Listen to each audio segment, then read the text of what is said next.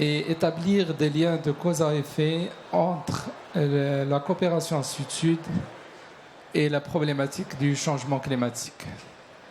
Je me présente tout d'abord, je m'appelle Abdelrahman Medkouri, je suis en charge du volet coopération au sein du bureau régional de la BID à Rabat. Et pour animer ce sujet, il y a avec moi deux éminents panélistes. Monsieur Emmanuel Essis, directeur général du Centre de la promotion des investissements en Côte d'Ivoire, et Monsieur Atman Alaoui, directeur Project Finance au Platinum Power. Donc, je vais user un peu de mes prérogatives de modérateur pour vous faire un petit peu une courte présentation sur ce que la BID a entamé pour aborder cette problématique de coopération Sud-Sud et en lien avec le sujet qui nous intéresse tous aussi, les changements climatiques.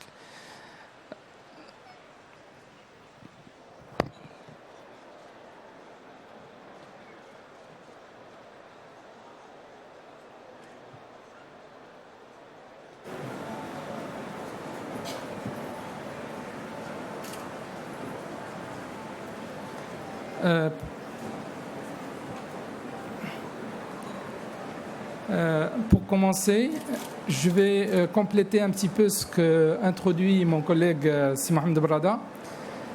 Concernant lui, il a parlé un petit peu, il a mis le focus sur un des membres du groupe de la Banque islamique de développement, c'est-à-dire le bras de la BID pour le secteur privé.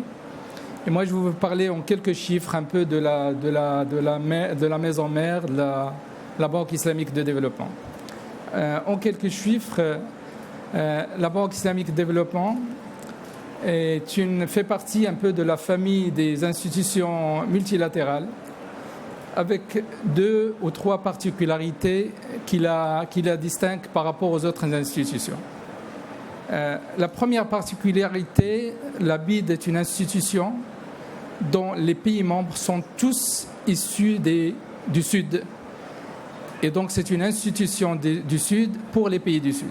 Ça, c'est une caractéristique fondamentale au niveau de la BID. Le deuxième point, c'est que la coopération Sud-Sud est au cœur du mandat de la BID, parce que l'énoncé de mission de la BID inclut le développement de la coopération entre les pays membres clairement dans cet énoncé. C'est clairement mentionné, et donc la BID a pour mandat de renforcer et de développer la coopération Sud-Sud. Et la troisième caractéristique, c'est que les modes de financement et les mécanismes utilisés par la BID sont des modes de financement conformes à la charia, donc ce qu'on appelle communément charia compliant. Ça, c'est très important. À part ça, la BID est composé de 57 pays membres. Excusez-moi. Là. Excusez, voilà. Donc, vous voyez ici 56, mais il y a un 57e pays qui nous a rejoint récemment et qui se trouve dans la zone d'Amérique latine, qui est la Guyane britannique. Donc, 57 pays répartis sur les 4 continents, avec 19 pays dans la zone MENA, 21 pays en Afrique subsaharienne, 8 pays parmi les pays des CIS, donc la Confédération des États indépendants, 7 pays en Asie du Sud-Est et Pacifique, et 2 pays d'Amérique latine, qui sont le Suriname et le dernier qui nous a rejoint, qui est la Guyane britannique. En termes de chiffres, la BID a approuvé depuis sa création 113 milliards de dollars au profit de ses pays membres. Rien que pour l'année 1436, qui est à cheval entre 2014 et 2015, le montant des approbations a atteint 12 milliards de dollars, dont environ près de 5 milliards de dollars uniquement à travers les ressources ordinaires de la BID, le reste étant réparti entre les filiales ou les membres du groupe de la BID, dont ICD qui nous accueille aujourd'hui pour ce side event. En termes de répartition géographique au niveau des approbations, la zone MENA et en termes d'allocation, la zone MENA s'est allouée 42% des approbations, l'Afrique subsaharienne 32%, l'Asie 23% et les pays des CIS 2%.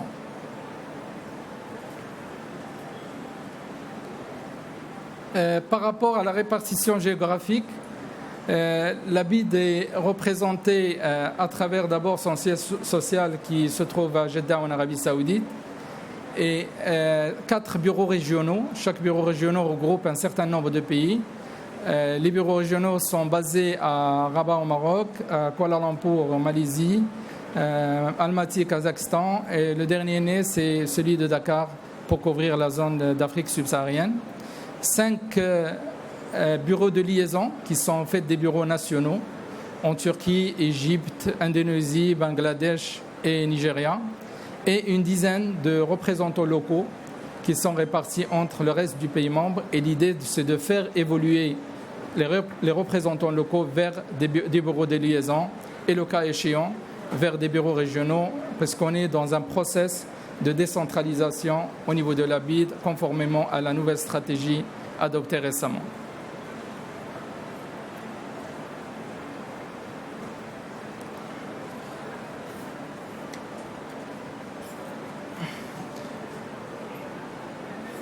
Alors, la BID est aussi notée par les 3 principales agences de notation AAA, donc avec Moody's, Standard & Poor's et Fitch, et aussi elle est classée zéro risque par l'Union européenne. Alors, pour revenir au sujet qui nous préoccupe aujourd'hui, qui est la coopération sud-sud, nous avons la BID j'ai expliqué que dans son mandat, la coopération sud-sud est au cœur de son mandat. Et de ce fait,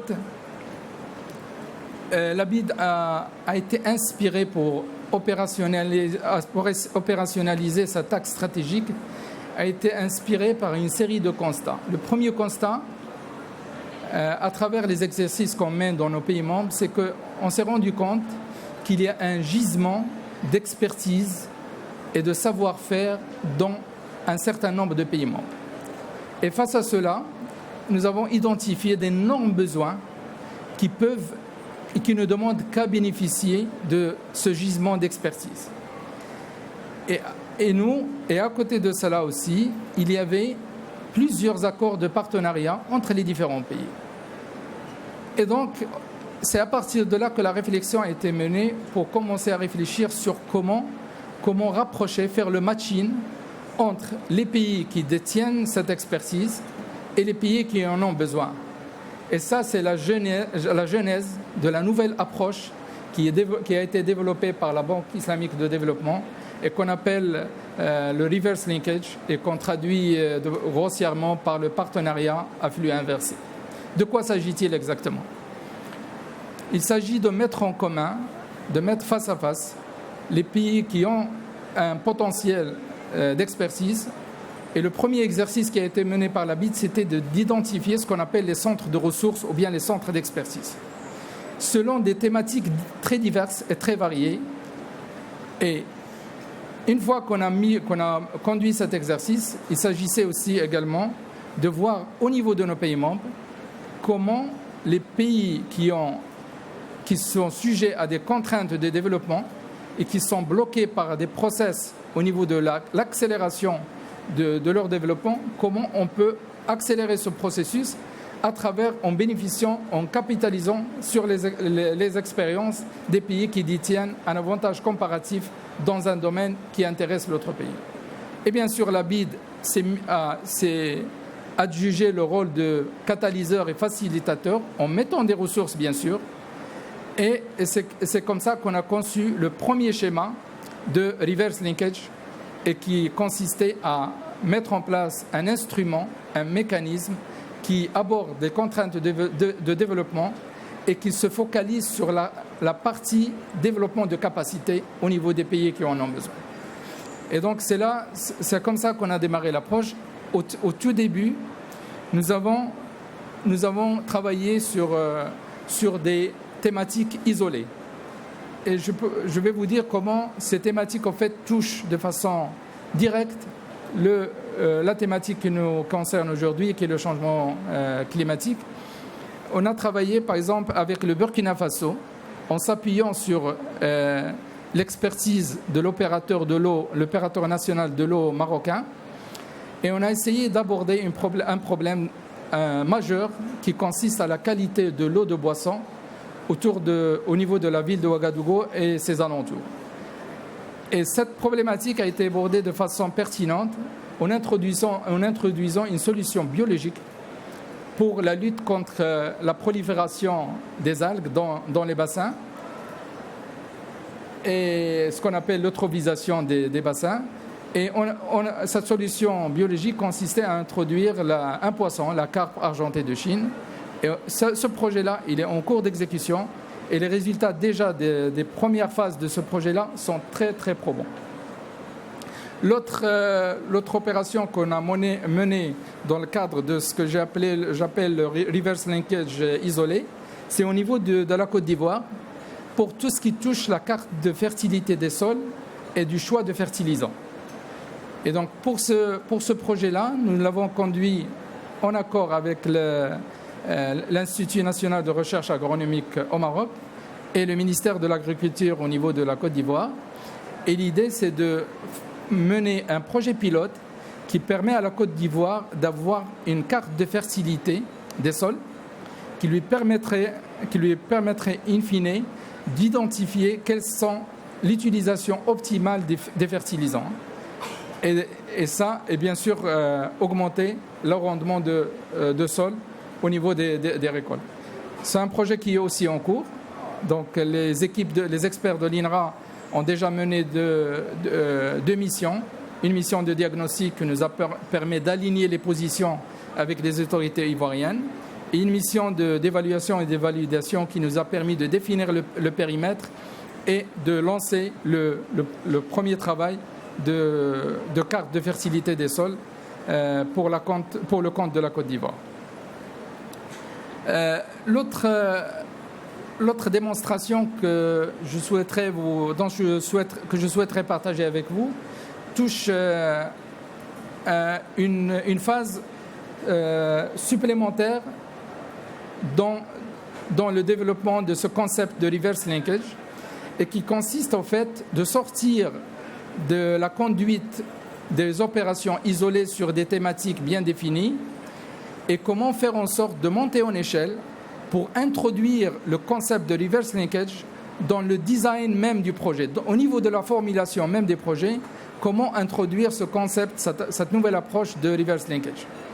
Et on est parti sur un autre pays, le Mali, dans le domaine de l'énergie et l'électrification rurale. Et donc pour cela, on s'est appuyé aussi sur l'expertise de l'opérateur de l'électricité au Maroc, qui est maintenant qui ont fusionné, donc on a l'eau et l'électricité au sein de la même entité, mais avec de nouveaux experts. Et l'idée était de proposer une solution. Le Mali était déjà engagé dans le développement des énergies à travers les énergies solaires. Et on a été faire un diagnostic avec les experts de l'ONI et on est sorti avec l'idée comme quoi la solution, le business model qui est adopté actuellement n'était pas pertinent, n'était pas efficace et n'était pas périn. Parce que le modèle introduit pour le solaire était autour de petites centrales par village.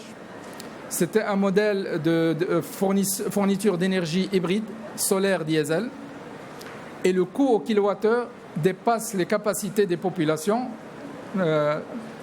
en notant qu'on est en train de s'adresser à la population rurale. C'est un projet d'énergie dans les zones rurales. Et donc, en concertation avec les deux partenaires, on les a laissés faire et on a développé un nouveau concept pour ce projet-là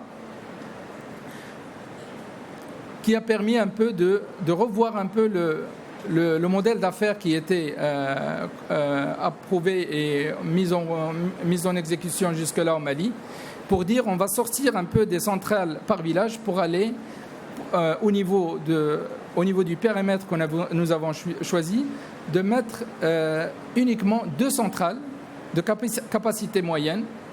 Et ces centrales, il est prévu de les interconnecter avec un réseau moyenne tension. Et l'idée aussi qui est pertinente dans ce choix-là, c'est que ça va être une solution zéro diesel, donc solaire pur 100%. Et l'étude de faisabilité préliminaire qui a été conduite par les experts de l'ONI nous a permis de voir qu'il y a, à travers l'introduction de cette solution innovante, le coût du kilowattheure va baisser de 30%. Et il devient abordable pour les populations ciblées. Donc, à travers ce projet-là, qui est en phase finale d'approbation au niveau des instances de l'ABIT, mais qui est techniquement bouclé, donc deux mini-centrales d'une capacité de 2,5 MW, un réseau de 67 km et une population ciblée autour de 6 000 foyers, plus 600 centres sociaux, mosquées, marchés, etc. Donc, la solution qui a été étudiée a prouvé sa pertinence et nous sommes donc en cours d'approbation de ce projet. L'intérêt aussi, par rapport à ça, c'est que ça nous a permis, compte tenu de la pertinence de la solution, de mobiliser des ressources concessionnelles pour permettre l'exécution de ce projet qui est dans le coût total de 15 millions de dollars. Et comme l'approche, un des fondements de l'approche reverse-linkage est une approche participative, chacun va contribuer d'une façon et d'une autre dans le coût de financement du projet. Et nous avons donc le partenaire technique qui est le pourvoyeur d'expertise. On a chiffré son intervention autour de 3%.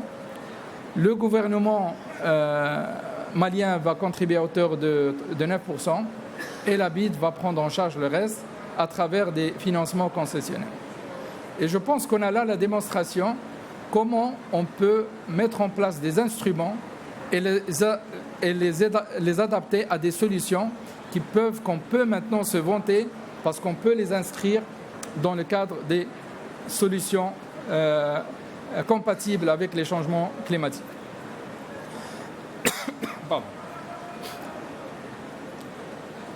Alors, juste pour ne pas vous prendre trop de temps, je veux juste vous citer un petit peu quels sont les avantages par rapport à chacune des parties prenantes au niveau de la mise en place de cette solution. Si on prend le pays récipiendaire, premier avantage pour le pays récipiendaire, c'est l'accélération du processus de développement.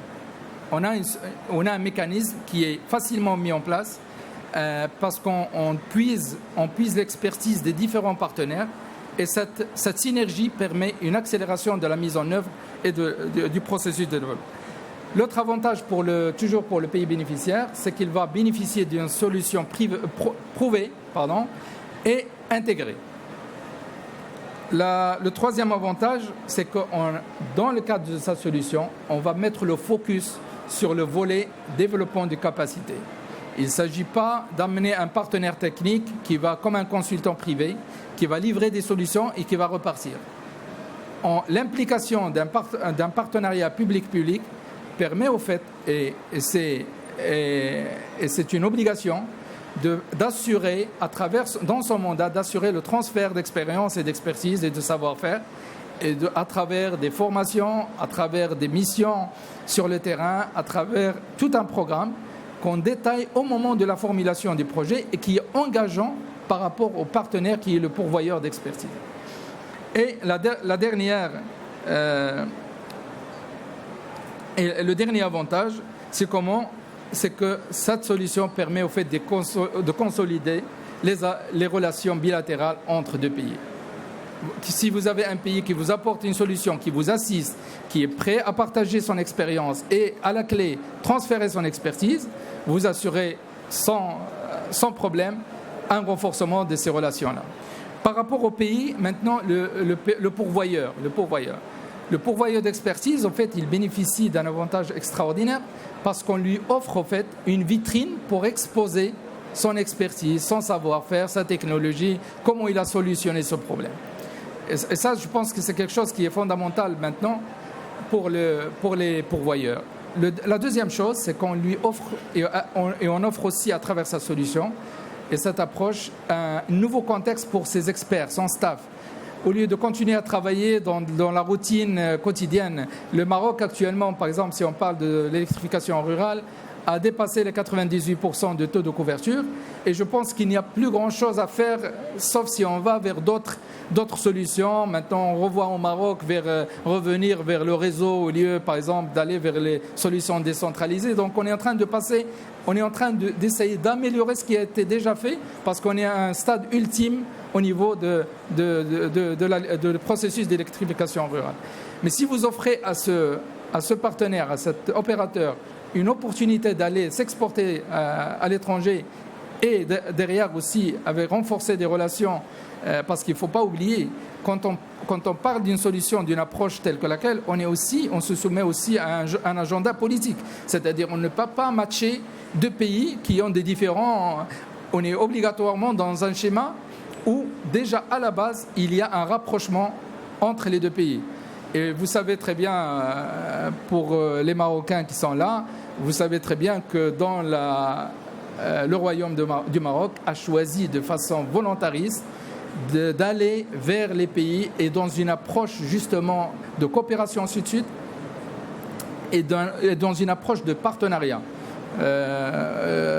Sa Majesté est en déplacement en ce moment et ça rentre dans ce cadre-là. Et donc, nous, en tant qu'institution multilatérale, on n'a pas d'agenda derrière la tête, mais on surfe sur cet agenda pour pouvoir garantir la réussite de ces processus-là. Et c'est pour ça que l'alignement entre les partenaires est à la base même de la mise en œuvre de cette solution, de cette approche. Donc on offre une vitrine pour l'opérateur, pourvoyeur. On lui offre aussi la possibilité donc d'aller travailler dans un environnement différent. Et enfin, il y a du business, il y a des opportunités d'affaires qui peuvent, in fine, en fin de processus, s'il y a une gestion intelligente de ce processus, il peut y avoir un retour sur investissement à travers cette approche-là. Et on est tout à fait favorable à ça. Et c'est un mandat aussi de la BID de promouvoir ce courant d'affaires qui peut naître de ces relations à partir du moment qu'il est basé sur des relations saines et pérennes. Maintenant, pour la BID, quel est l'avantage pour la BID? Même la BID tire profit de cette approche. La BID, à deux niveaux. L'avantage pour la BID, il est à deux niveaux. D'abord, sur le plan institutionnel. J'ai parlé du mandat de la BID de faire le rapprochement entre les pays membres. À travers cette approche reverse linkage, on est en plein dans l'opérationnalisation de ce mandat. Deuxième chose, cette approche permet au fait de mobiliser des fonds additionnels en concessionnel et même à travers les partenaires. Parce qu'on exige en contrepartie de l'exposition des gens qui ont des pourvoyeurs d'expertise, on exige qu'ils contribuent réellement, pas uniquement en nature, mais aussi à travers la facturation et la valorisation de leurs prestations. Et ça, il y a une concession à faire de la part de ces pourvoyeurs d'expertise et d'expérience. Donc, on va essayer de valoriser et on va la mettre dans le plan de financement. C'est pour ça que je vous ai parlé des 3% pour le Maroc, 9% pour le pays et le reste pour la BID. Donc, il y a un engagement financier de la part de l'ensemble des parties prenantes. Et ça, c'est un point très important. Et au niveau institutionnel toujours, c'est qu'on va adopter, on va aider à mettre en œuvre une solution pérenne qui permet au fait de réaliser des projets qui vont s'inscrire dans la durabilité. Ça, c'est sur le volet institutionnel. Maintenant, sur le volet opérationnel pour la BID, un des premiers avantages, c'est qu'on va améliorer la qualité d'entrée des projets. Et ça, je pense que pour les institutions de développement, c'est devenu un point critique actuellement. Parce qu'on s'est rendu compte qu'on peut approuver des montants colossaux en termes d'approbation financière, mais au moment de l'exécution, on peut se heurter à d'énormes difficultés, à des retards d'exécution qui sortent un peu de ce qu'on peut appeler la norme et les standards internationaux en la matière. Et à travers cette approche, on est en train de régler le problème de la qualité à l'entrée des projets. Ça, c'est quelque chose de fondamental. Le deuxième point, le deuxième avantage pour la BID, c'est que, vous l'avez compris, c'est que quand on est au niveau de la formulation et du design du projet, c'est une approche peer-to-peer. Donc, entre pairs, c'est que nous, on est facilitateurs, on n'impose rien aux pays bénéficiaires, on n'impose rien aux pays qui pourvoyeurs, on va essayer de les mettre ensemble, on va les observer, on est impliqué dans les missions de diagnostic, on est impliqué dans les missions d'évaluation et on regarde vers ce à quoi ils vont aboutir. Quel est le résultat de ce rapprochement? Et s'il y a un consentement, c'est là où on va aller, nous, pour mettre en place, pour déclencher le processus de cycle de projet et le cycle d'approbation au sein de nos instances. Et le dernier point, et qui n'est pas le moindre, c'est qu'on va contribuer à raccourcir le cycle, le délai d'exécution du projet. Ça, c'est lié à la qualité d'entrée du projet et je pense que ça, c'est très fondamental. Voilà ce que je voulais vous dire pour ma part. Je vais juste rapidement vous présenter nos panélistes et je m'excuse auprès d'eux d'avoir peut-être été un petit peu large, mais il m'a paru important de vous briefer sur ça parce que c'est comme si on anticipe un petit peu sur les attentes que peuvent avoir les pays pour mettre en œuvre des solutions et conforme au changement climatique à travers l'approche coopération Sud-Sud. Merci beaucoup.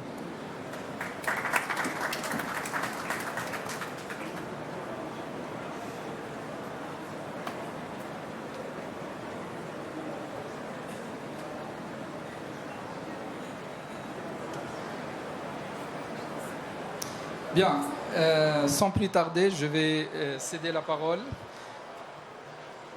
à M. Emmanuel Essis, directeur général du Centre de la promotion des investissements en Côte d'Ivoire. M. Essis est ivoirien, diplômé de l'ESCA à Abidjan. Il a occupé le poste de directeur général de Coca-Cola Guinée entre 2000 et 2009. Il est ancien directeur associé de AMSAIS International Consulting. Et depuis 2011, il est directeur général du Centre de promotion des investissements. Monsieur Essis, vous avez la parole.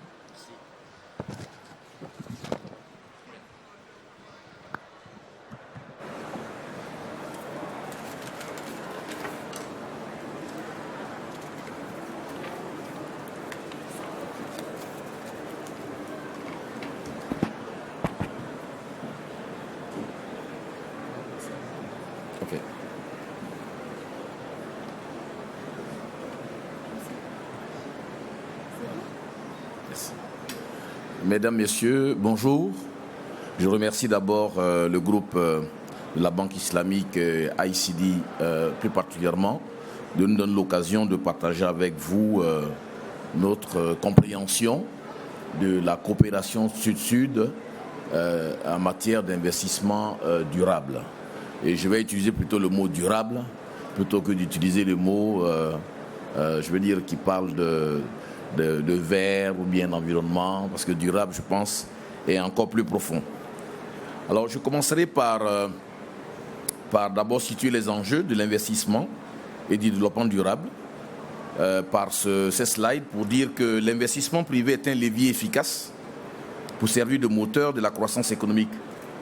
L'accroissement de la richesse et des revenus, la création d'emplois et la lutte contre le chômage pour stimuler l'innovation, le pôle de recherche et de développement.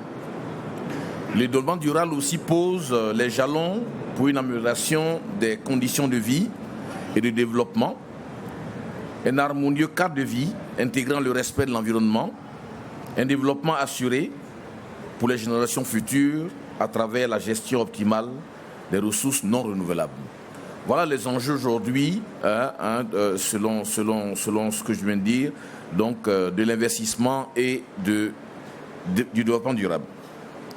Permettez-moi ensuite de pouvoir présenter l'Afrique de par son potentiel économique. Aujourd'hui, sa population est en forte mutation et est estimée à plus de 1,2 milliard d'habitants, avec pour effet induit une augmentation de la classe moyenne et une accélération de l'urbanisation.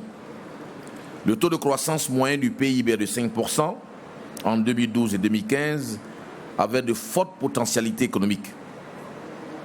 Une opportunité des investissements très diversifiés dans les secteurs tels que les infrastructures, l'agro-industrie et le secteur manufacturier. L'accroissement soutenu des IDE, entendez investissements directs étrangers, entrants, progressant de 47 milliards en 2011 à 54 milliards en 2015, pour une croissance moyenne de 4% sur la même période. Et cela confirme le dynamisme affiché par l'Afrique. L'accroissement est enfin, malgré son potentiel économique, nous constatons que le développement des pays africains doit prendre en compte les ODD et les accords de la COP 21.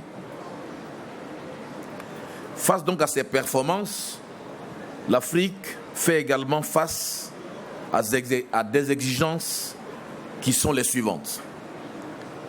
D'abord, les 17 objectifs, je ne vais pas toutes les citer, du développement durable, que vous connaissez, les ODD, et ensuite, les conclusions de la COP 21, qui principalement parlent donc de la température en dessous de 2 degrés, et surtout du soutien financier aux pays en développement. En entendant donc ce soutien, les questions majeures méritent d'être adressées. Comment les politiques de développement des pays au niveau national peuvent-elles intégrer les enjeux des ODD et de la COP 21? Deuxième question, comment la coopération Sud-Sud peut-elle financer l'adaptation de l'Afrique au changement climatique? Troisième question, quel type d'investissement à favoriser au sein de la coopération Sud-Sud pour promouvoir le développement durable? Et enfin, quelle politique ou mesures institutionnelles à adopter au sein de la coopération Sud-Sud pour favoriser les investissements socialement responsables et durables? Voilà, à mon sens, les 4 grandes questions qui méritent d'être posées au niveau africain. Nous partageons donc avec vous quelques-unes de ces réflexions à travers l'exploration de la politique de développement des pays africains. Alors nous citerons la formation du renforcement des capacités, le développement des partenariats privés Sud-Sud, le transfert des technologies entre pays Sud-Sud, la coopération bilatérale et multilatérale, je crois que tout à l'heure mon prédécesseur en parlait, en association avec le secteur privé, le partage d'expériences entre les chambres de commerce et d'industrie. En termes de canaux de coopération Sud-Sud, il faut mentionner, alors je citerai quelques exemples de coopération, la promotion des relations multilatérales et bilatérales. À cet effet, l'exemple de coopération entre la Côte d'Ivoire et le Maroc peut être mis en avant avec 26 accords de partenariat à l'investissement. Et à titre d'exemple, le Maroc a engagé techniquement et financièrement, dans un projet de l'aménagement de la baie de Cocody, qui était une baie très polluée, donc qui va d'abord être dépolluée, aménagée pour servir donc de site de loisirs, de site commercial et de sites touristiques. La mise en place de mécanismes régionaux pour le développement durable par l'identification de projets verts à fort impact régional. Citons l'exemple, dans ce cadre, de la coopération entre la Côte d'Ivoire et l'Afrique du Sud, qui a permis de sauvegarder la biodiversité dans les parcs nationaux, notamment par le transfert de ces animaux que vous voyez dans les réserves, dans les eaux d'Abidjan, de Côte d'Ivoire, dans les parcs plutôt de la Côte d'Ivoire. La création et le renforcement du fonds d'investissement. Ces fonds pourraient servir au financement des zones régionales de production spécialisée, notamment les 3 barrages hydroélectriques de grande capacité, dont nous avons les barrages de Renaissance en Éthiopie, d'une capacité de 6 000 MW, 3 en RDC d'une capacité de 4 800 MW, sur un potentiel de 43 200, et enfin en Tanzanie avec une capacité de 2100 MW. Ces ouvrages peuvent améliorer une grande partie de l'Afrique, peuvent alimenter une grande partie de l'Afrique en électricité et réduire le coût de l'énergie et surtout les émissions de CO2 dues aux énergies fossiles. Une communication adéquate donc autour de ce fonds africain d'investissement, tel que le Fonds africain de développement et le Fonds de développement de l'énergie de la BOAD, devrait donc faciliter la mise en place de ces projets. Nous partageons ainsi notre expérience en Côte d'Ivoire à travers donc des dispositifs institutionnels pour l'investissement durable en Côte d'Ivoire. Nous avons des organes tels que l'ANDE, qui est l'Agence pour le développement de l'environnement, le Centre ivoirien anti-pollution, qui est le CIAPOL. Nous avons aussi des dispositifs réglementaires. Il faut mentionner l'adoption de codes divers, le code de l'environnement, le code de l'eau, le code forestier, le code de développement durable, le code général des investissements. Nous avons des procédures mises en place qui se résument principalement à des études préalables de faisabilité, d'impact environnemental avant tout projet, et aussi, bien sûr, le contrôle, le suivi et l'évaluation de ces projets agréés.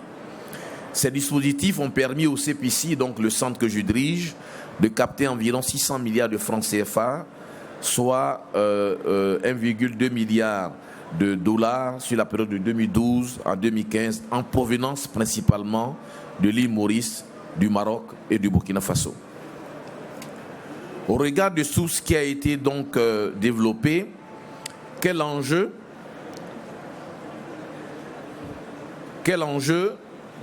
et quelle perspective? Alors j'en ai cité 5. Le premier enjeu, c'est actualiser et réviser les dispositifs réglementaires institutionnels en matière d'investissement durable. Si les pays n'ont pas de dispositifs institutionnels réglementaires, il sera difficile de pouvoir réaliser des investissements au niveau durabilité. Deuxièmement, élaborer et diffuser un tableau de correspondance entre chaque objectif, entre chaque ODD et les opportunités d'investissement. Je crois que le travail mérite d'être fait. Les ODD sont très diverses et il faut que les opportunités d'investissement des pays respectifs puissent avoir un lien avec ces ODD. Renforcer la coopération, on ne le dira jamais assez, Sud-Sud, dans le domaine de la promotion des ODD et développement durable. Quatrième élément, améliorer l'environnement des affaires pour le rendre propice à l'investissement durable. Et enfin, renforcer les rôles, missions et partage d'expérience des agences de promotion de l'investissement dans l'approche du développement durable. Et en cela, la CNUSED donc a précédé en faisant adopter par les chefs d'État ce qu'ils appellent la politique de développement, d'investissement durable, qui met à son cœur, à son centre, les agences de promotion de l'investissement qui devraient donc jouer un rôle important dans cette nouvelle dynamique qui privilégie d'abord les rapports entre pays, mais privilégie surtout le développement d'un environnement des affaires très stable et très propice à l'investissement privé. Je vous remercie.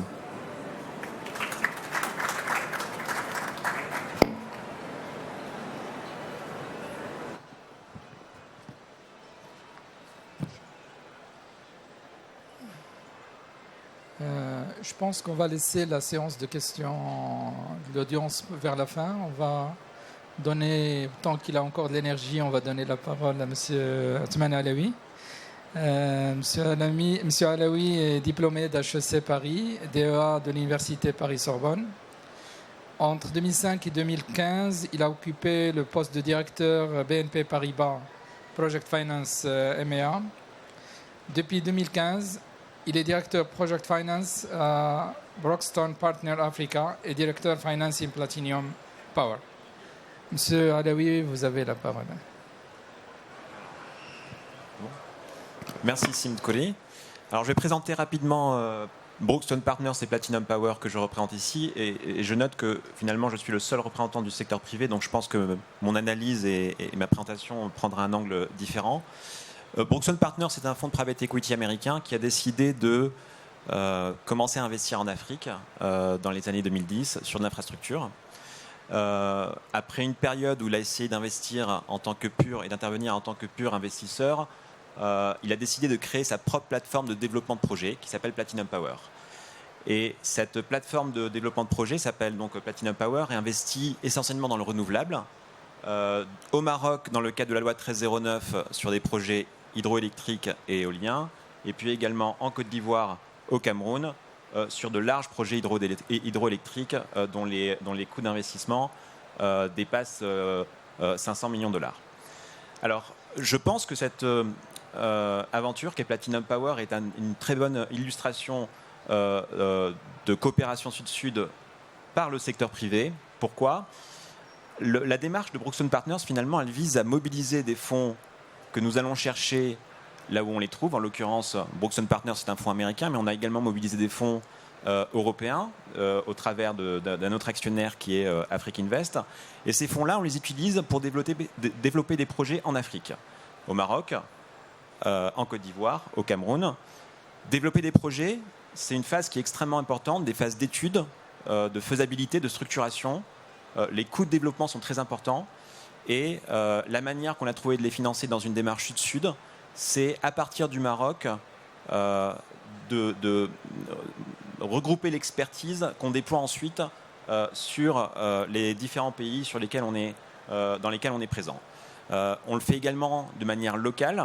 On a créé une filiale Platinum Power Côte d'Ivoire en Côte d'Ivoire, à Abidjan, avec des ressources locales, une équipe locale qui suit sur le terrain le développement des projets.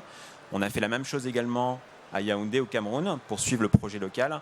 Et on est en interaction constante entre le Maroc, la Côte d'Ivoire, le Cameroun, pour faire avancer nos projets. Et encore une fois, dans une démarche qui est strictement privée. Alors, comment faire pour finalement amplifier cette démarche et faire de sorte qu'il y ait encore plus d'investissements privés qui se déploient vers le développement de projets et de projets renouvelables en Afrique. Et c'est là où je pense que la discussion d'aujourd'hui et également celle qui a eu lieu ce matin prend tout son sens. C'est le secteur privé ne peut pas tout faire. Il ne peut pas tout faire seul, notamment le financement. On a besoin de financement sous forme de dette qui viennent de banques, qui viennent de DFIs, qui viennent également d'institutions, et il faut qu'on discute de la manière de le faire, comme la BID, l'ICD, l'AFDB, Africa 50.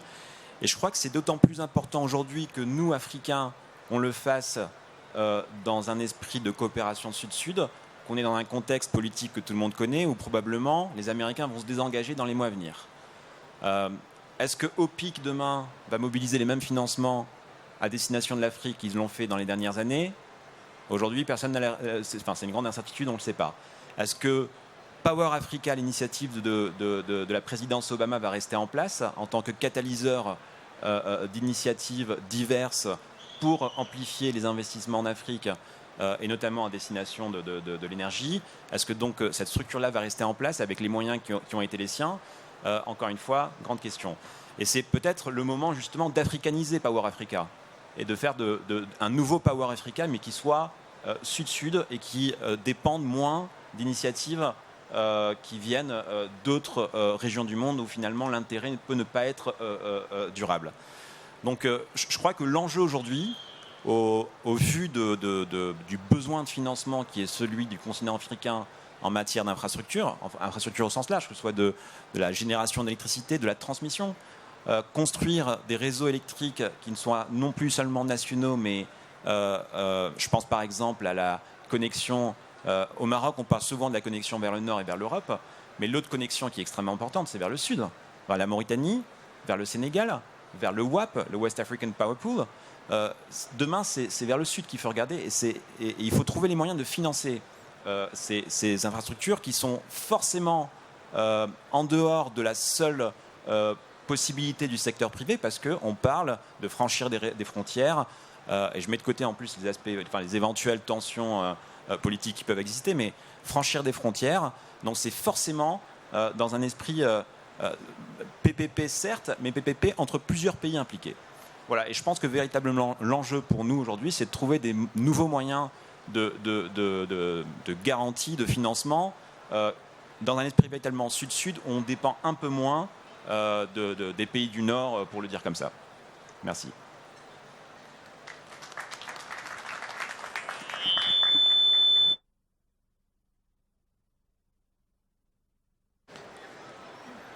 Merci, c'est Alaoui. Merci, Monsieur Essis. Je pense qu'on va commencer par donner la parole à la salle et recueillir les interrogations des uns des autres pour permettre à nos panélistes de vous apporter des éléments de réponse.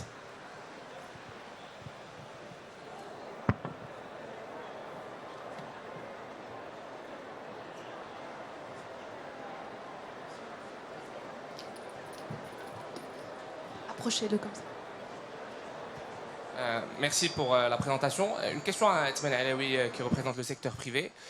Aujourd'hui, des entreprises ou des fonds comme Platinum Power, qu'est-ce qu'ils attendent des États pour pouvoir investir davantage? On a aujourd'hui avec nous le représentant du gouvernement de la Côte d'Ivoire. Est-ce qu'aujourd'hui il y a des défis, des challenges où vous attendez un retour, des nouvelles législations, etc., qui éventuellement pourraient permettre à Platinum Power d'avoir plus d'impact?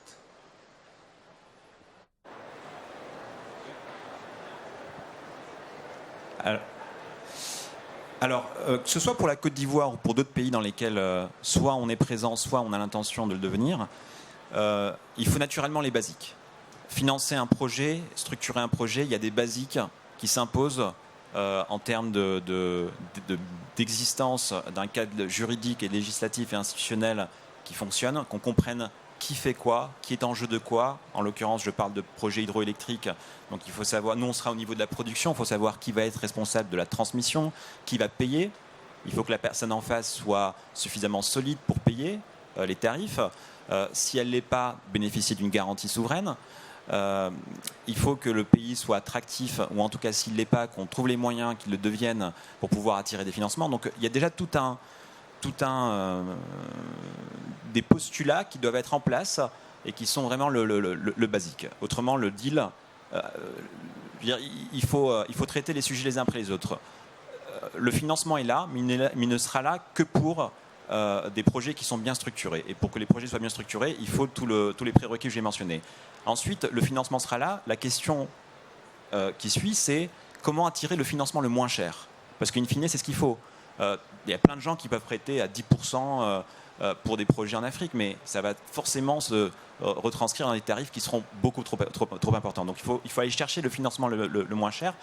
Donc je pense que ce qu'il faut faire pour faire sortir des projets qui sont dans l'énergie renouvelable, mais en l'occurrence l'hydroélectricité, qui sont des projets qui sont encore plus structurants parce que on déborde de la simple production d'électricité pour commencer à parler d'aménagement de territoire. Finalement, l'hydroélectricité, c'est un asset qui a une durée de vie de 80 ans. On va créer un réservoir. C'est quelque chose qui structure véritablement une région. Donc il faut une vision politique forte et qui va permettre d'accompagner l'implémentation de ces projets-là. Et puis ensuite, il faut effectivement que et le secteur privé et l'État hôte, ensemble, aillent taper à la porte de l'IDB, de la Banque africaine de développement, d'Africa 50, de MIGA, et pour ensuite essayer de trouver les bonnes garanties, les bonnes solutions qui vont aller et permettre de lever les financements les plus bas pour ensuite avoir le tarif le plus bas. Donc on commence quand vous voulez.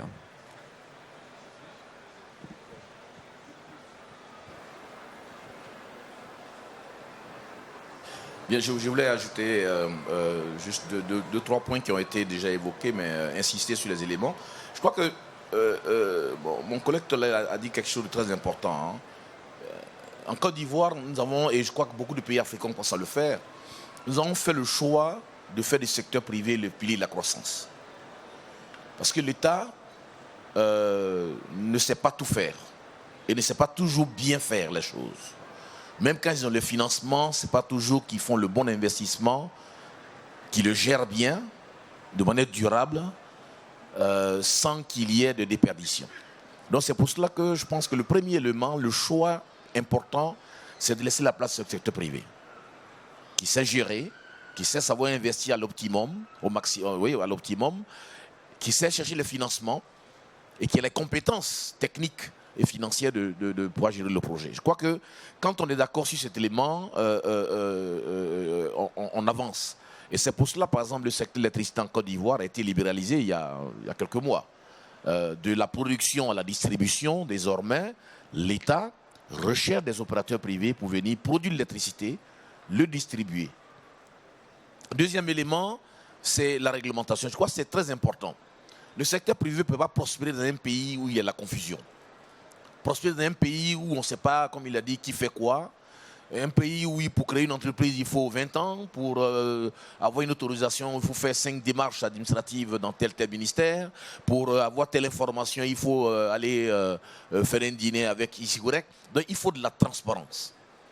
Il faut de la transparence, il faut de la régulation, il faut réduire les délais, il faut réduire les processus et permettre au secteur privé de pouvoir en un temps record interacter avec l'administration. Et c'est là qu'on parle de l'environnement des affaires, comme il l'a dit tout à l'heure, qui doit être renforcé pour permettre au secteur privé de s'exprimer de manière optimum. Et le dernier point, aucun pays africain ne peut évoluer seul aujourd'hui. Vu les tailles que nous sommes, en Côte d'Ivoire c'est 23 millions d'habitants, nos voisins c'est 15 millions, 30 millions, il faut aller à des ensembles économiques. En Afrique de l'Ouest, il y a l'UEMOA qui est 8 pays qui partagent la même monnaie que le franc CFA. Mais il y a aussi la CEDEAO qui 15 pays, 300 millions d'habitants.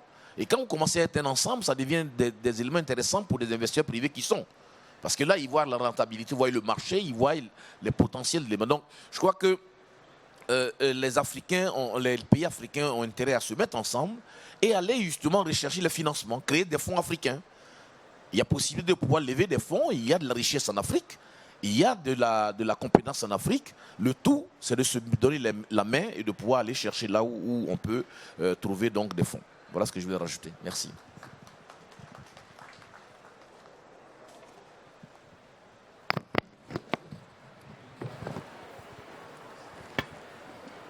Merci. Je tiens à remercier les communicateurs. Évidemment, le collègue de la Côte d'Ivoire a présenté le lien qui entre les investissements durables et les investissements privés. Je voudrais demander, en considérant ce que représentent les plateformes portuaires pour nos pays en développement, parce que c'est surtout ces plateformes-là qui sont des domaines de grands investissements. Comment les préoccupations liées au changement climatique sont prises en compte par rapport aux différents travaux portuaires? Merci. Oui. Moi, c'est Thomas Bagan du Bénin. Merci.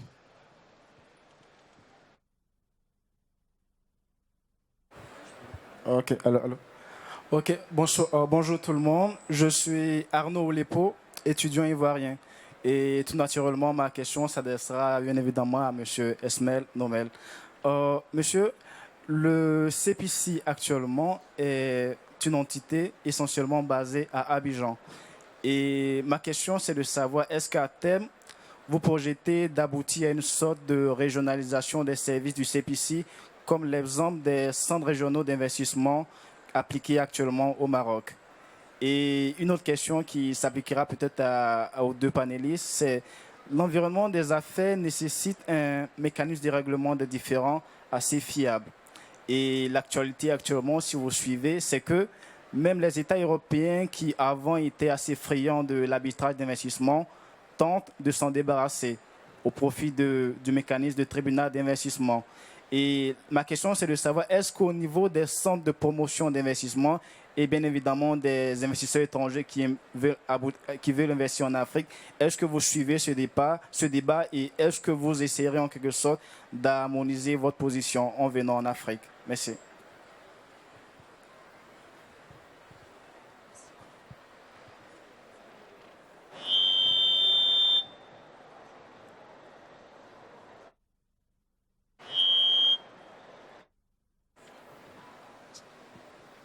Oui, bonjour.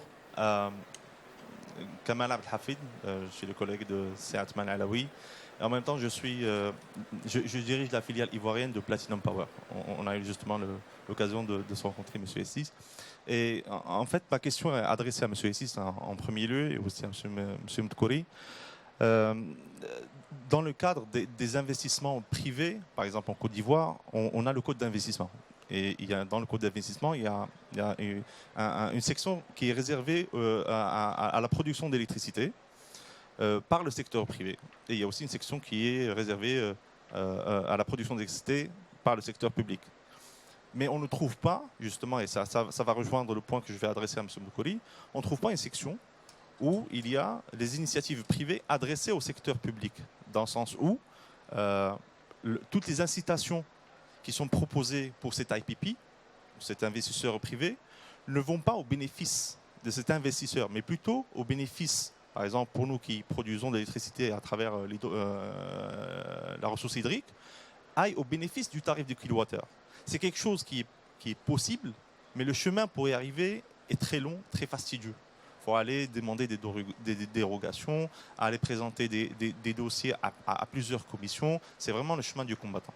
Donc, je ne sais pas dans quelle mesure on peut réfléchir à une solution où le secteur privé pourrait avoir accès à des mécanismes de dérogation qui sont beaucoup plus faciles pour pouvoir faire bénéficier de ces incitations au niveau du tarif du kilowattheure et non pas au niveau de la rentabilité du projet intrinsèquement parlant, qui est elle-même définie en amont.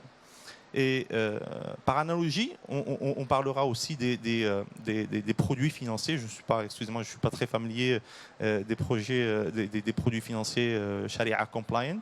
Mais ce que je sais, par exemple, c'est que pour les privés, éventuellement, si on veut lever un certain montant auprès de ASDB, on doit s'adresser au guichet privé si on est un investisseur privé et on doit s'adresser au guichet public si on est un opérateur du secteur public. Alors moi, je me dis qu'il faut peut-être sortir des sentiers battus dans le sens où on essaiera d'avoir, peut-être réfléchir à une solution où le secteur privé peut avoir accès à des produits qui sont généralement destinés au secteur public et dont la différence irait au bénéfice du secteur public. C'est-à-dire, je vais m'exprimer peut-être, je vais reprendre le point de Hertzman. On a des financements pour le secteur privé à hauteur de 10%, par exemple. Et pour le même financement, le même montant, le même projet, un projet hydroélectrique, mais qui est conduit par le secteur public, qui lui est octroyé à des taux de 1, 2 ou 3%. C'est-à-dire que moi, je me dis, tant que par exemple, la rémunération du secteur ou de l'IPP reste fixe, et prédéterminé auparavant, pourquoi ne pas faire bénéficier cet IPP-là des conditions qui sont généralement octroyées au secteur public au bénéfice du kilowattheure? Et ça, c'est un produit qu'on ne retrouve pas aujourd'hui. Voilà, ça c'était mes questions, ou plutôt mes remarques. Voilà, merci.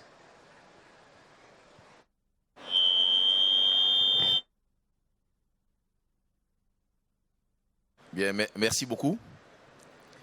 Je commence par la première question de notre ami du Bénin. Oui, dans la présentation, j'ai dit tout à l'heure que la première des choses à faire, c'est de mettre en adéquation les projets d'investissement au niveau de chaque nation, les projets d'investissement, les priorités d'investissement et les objectifs de développement durable et les objectifs qui ont été fixés donc par la COP21. Il faut que cet exercice soit fait. Donc, en d'autres termes, ça veut dire quoi? Lorsque vous parlez des ports, nous avons des projets d'extension des ports d'Abidjan et de San Pedro. Mais en quoi est-ce que ces travaux d'extension, en quoi est-ce que ces investissements que nous allons faire devront satisfaire ces objectifs? Ces questions doivent être posées d'abord, avant de savoir quel type d'investissement on fait. Donc, c'est ce que j'ai dit tout à l'heure. Hein. Donc, pour le prendre en compte seulement, il faut d'abord que les gouvernants fassent l'exercice de mettre ces deux éléments en lien, de faire ces tableaux de correspondance, et ensuite d'aller choisir maintenant le type d'investissement qu'il faut pour qu'il soit durable. Ensuite, concernant la deuxième question, pour le CPC, oui, on a des projets de s'étendre. On n'a pas encore les moyens de nos amis du Maroc, mais ça va venir puisqu'on est en grande coopération avec eux. On est en coopération avec Export Maroc, on est en coopération avec City Finance. Donc, nous sommes vous savez, la Côte d'Ivoire revient de très loin et il faut d'abord développer les acquis dans les grandes capitales et après nous allons... Mais c'est un projet. C'est un projet. En ce qui concerne les mécanismes de réglage aussi, j'ai bien compris. En Côte d'Ivoire, par exemple, pour le moment, nous privilégions encore le règlement des différends par l'arbitrage ou la médiation. Il y a même une loi qui est passée l'année dernière qui fait obligation aux parties protagonistes d'aller à la médiation et à l'arbitrage avant de saisir la Cour de justice. Et il faut qu'ils prouvent l'échec de cette médiation ou de cet arbitrage avant que le juge puisse se saisir de ce dossier. Ça, c'est la dernière loi que nous avons sortie l'année dernière. Pourquoi? Parce qu'un business, il n'est par définition risqué. C'est l'homme d'affaires qui est là, il sait très bien. Donc, les litiges font partie du business. Avoir un litige avec un client, avec un actionnaire, ça fait partie du business. Donc, ça veut dire qu'il faut trouver des moyens que ce litige n'arrête pas le business. Alors, s'il faut passer son temps à aller en justice, dépenser de l'argent, ne plus se parler, parce que quand on est en justice, on est fâché. Et donc, ça veut dire qu'on ne fait plus de business. Alors, nous disons, privilégions le business. Amenons ces deux protagonistes à se parler, par la médiation, par l'arbitrage ou par négociation directe. Qu'ils s'entendent. S'ils s'entendent, ça veut dire qu'ils vont réduire les litiges et ils vont recommencer à faire du business. Maintenant, quand ils ne s'entendent pas du tout, alors ils vont prouver qu'ils n'ont pas pu s'entendre et en ce moment, la justice prendra le relais. Pour le moment, c'est la position que nous avons en Côte d'Ivoire, je crois, dans les pays de l'OADA, qui a donc institué donc, la médiation et l'arbitrage. Voilà. Maintenant, on n'est pas encore arrivé à l'évolution d'Europe. On verra bientôt si les tribunaux d'investissement, quelle forme ça prendra, quelles sont les reliques sur nos systèmes judiciaires. Et on verra. Mais pour le moment, c'est ce que nous utilisons en ce qui concerne la Côte d'Ivoire et l'OADA. La dernière question concerne les avantages. Alors, je n'ai pas bien compris, mais j'ai essayé de répondre. Alors, en Côte d'Ivoire, je prends le cas de la Côte d'Ivoire. Nous avons des codes sectoriels et le code général de l'investissement. Les codes sectoriels, il y a le code de l'électricité, le code du pétrole, le code de l'éthique, le code de l'eau, et ainsi de suite. Chaque code d'investissement a pour objectif, de donner des avantages fiscaux et douaniers pour permettre justement la profitabilité du business. Alors, soit vous êtes dans un marché concurrentiel où vous fixez vos prix comme vous voulez, et en ce moment, c'est vous qui faites l'exercice de la rentabilité de votre business, ou vous êtes dans un marché à prix administré comme celui de l'électricité, où l'État dit « je ne veux pas que l'électricité soit facturée à plus de temps », auquel cas, c'est l'État qui vous donne les éléments de votre rentabilité. Donc, ça dépend de quel secteur dont on parle. Et dans ce cas de l'électricité, c'est le cas de figure, où le code de l'électricité devait répondre à cette question. Mais comme il répond à ces questions, alors l'État fait ce qu'on appelle des PPP. Alors l'État dit, asseyons-nous, pour pouvoir me livrer, c'est le cas que nous faisons, le gaz naturel en Côte d'Ivoire est utilisé pour l'électricité. Donc les entreprises qui utilisent l'électricité, on dit à l'État. Alors il faut que vous me donnez tel élément, parce que moi j'ai emprunté à tel taux, j'ai telle charge que je dois supporter, pour que j'ai une marge, une rentabilité, pour que mes financiers me suivent, il faut que j'ai une rentabilité qui sorte de 4, 5, 6%. Pour cela, alors, l'État, il faut que vous me donniez tel avantage. Ils discutent. Ils arrivent à un point où l'État accorde de cela pour espérer toujours avoir le meilleur coût sur, en finale pour le client. Bon, le cas de l'électricité en Côte d'Ivoire, c'est différent parce que on hérite d'une situation très, sur laquelle je ne vais pas revenir, qui ampute encore ce réglage-là.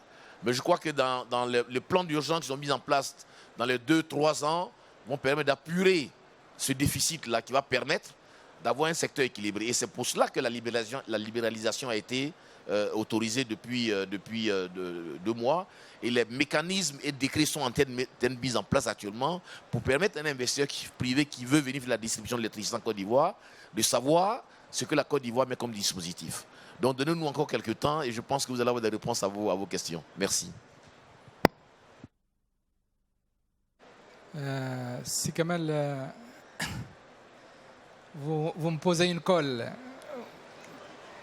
Je vais essayer de vous répondre. En fait, la BID a beaucoup évolué sur ce point de financement du secteur privé. La première pierre, c'était, d'ailleurs à la demande des pays membres, et avec insistance, de créer déjà ICD, qui est le bras de la BID pour appuyer et financer les projets émanant du secteur privé. Et après, on s'est rendu compte on s'est heurté à une problématique du seuil critique. C'est-à-dire, au-delà d'un certain montant, ICD ne peut pas financer les projets, même les projets venant des privés.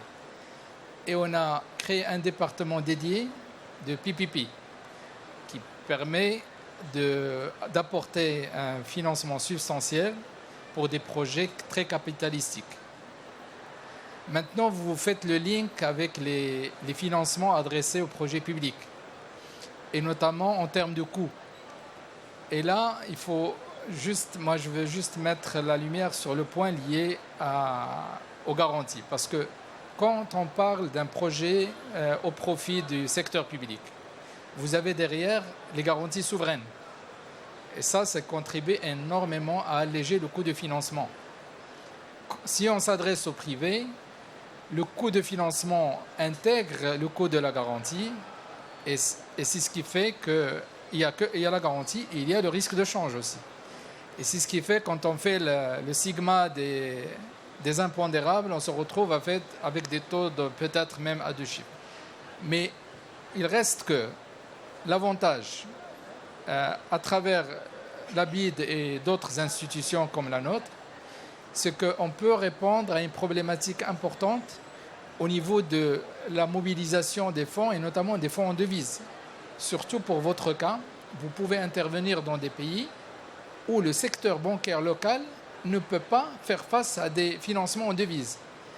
Et ça, si vous passez à travers des institutions multilatérales, en tout cas, nous, on a solutionné ce problème, que ce soit par ICD ou par le département PPP. Et je pense que c'est déjà un point d'ancrage qui est positif par rapport à cette requête. Mais en tout cas, on n'arrivera pas à lisser le différentiel de coûts, parce que c'est de fait, on est sur deux tranches complètement différentes. Voilà ce que je peux vous dire à ce stade. Je crois qu'on m'annonce qu'il faut mettre fin à notre session. Je vous remercie beaucoup pour... si vous permettez, on va... C'est une question ou...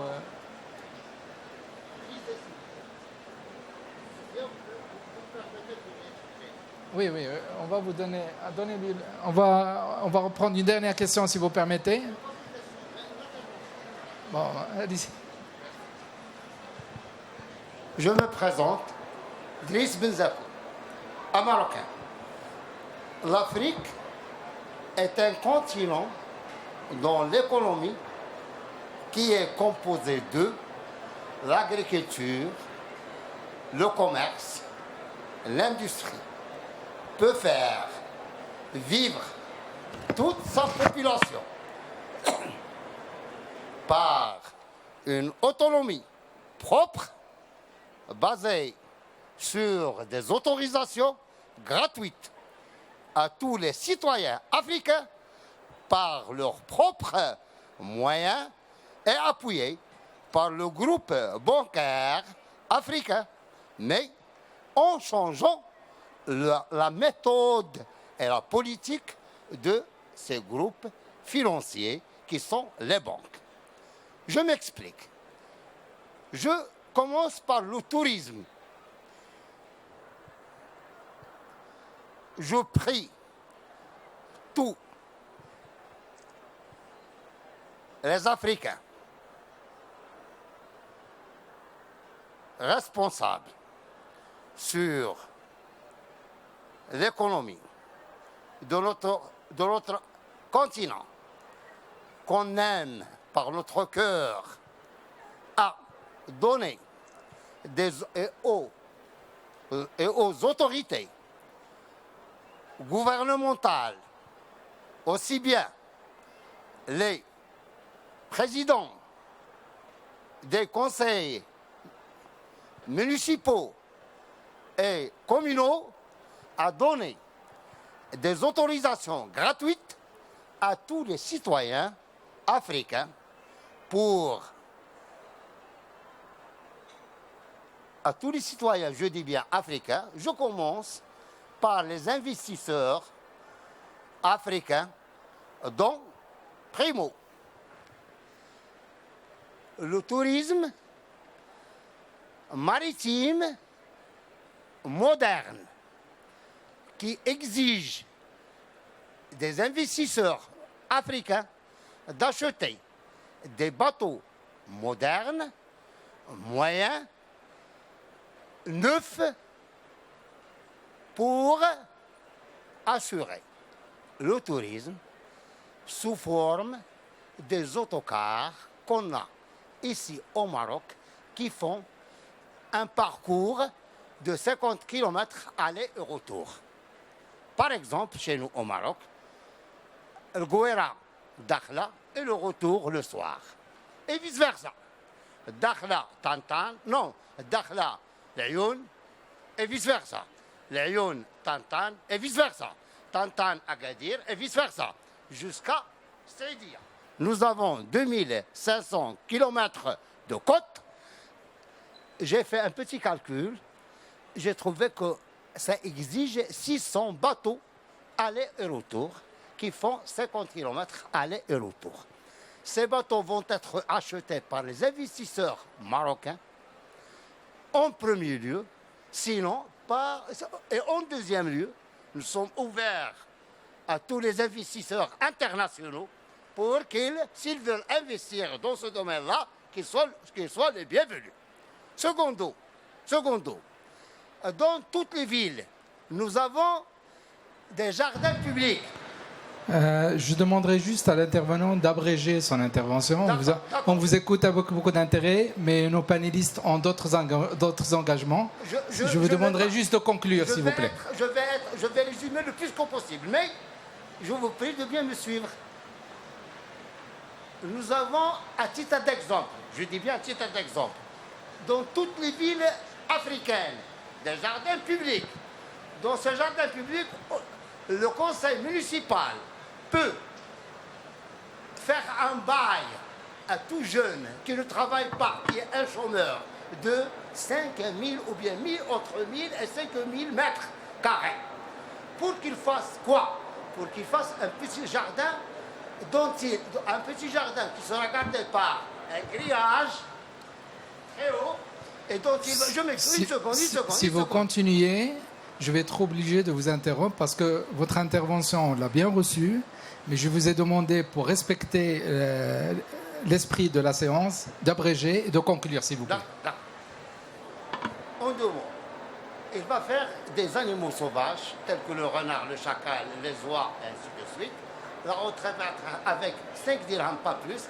Comme ça, tous les jeunes qui sont chômeurs vont travailler. 2 secondes. L'agriculture. En deux mots, par exemple, chez nous au Maroc, le crédit agricole doit changer sa méthode. Quoi? L'agriculteur doit déposer une demande pour avoir un crédit, mais on doit lui accorder le crédit dans 10%. Les autres, on va lui acheter leur pays. Je vais remercier les panélistes d'avoir pris la peine de s'être associés à nous pour cette session. Je vous remercie beaucoup. Je considère que la séance est levée. Et monsieur, s'il y a de l'audience qui veulent continuer à partager l'expérience du monsieur, je vous invite à rester dans la salle. On vous garde la salle pour vous. Merci beaucoup. Je vous donne ça par écrit. Essayez de réfléchir. Je vous donne ça par écrit.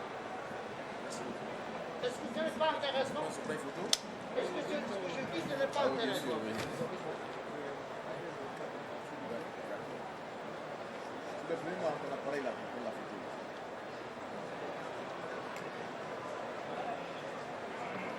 Tout le monde s'est levé.